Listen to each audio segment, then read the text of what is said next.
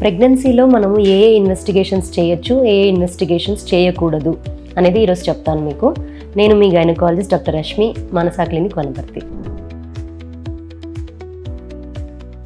So ప్రెగ్నెన్సీలో ultrasound scan అనేది safe అని మీకు ఇంతకుముందు చెప్పాను. అయితే ప్రెగ్నెన్సీలో స్కాన్ చేయడం వల్ల ఎలాంటి హార్మ్ఫుల్ ఎఫెక్ట్స్ కానీ ఎలాంటి ప్రాబ్లమ్స్ కానీ ఉండవు. పిండానికి కానీ తల్లికి కానీ ఎలాంటి హజార్డ్స్ ఉండవు. నెక్స్ట్ ఒకవేళ స్కాన్ కాకుండా ఇంకేదైనా చేయాలి అంటే ఎంఆర్ఐ చేసుకోవచ్చు.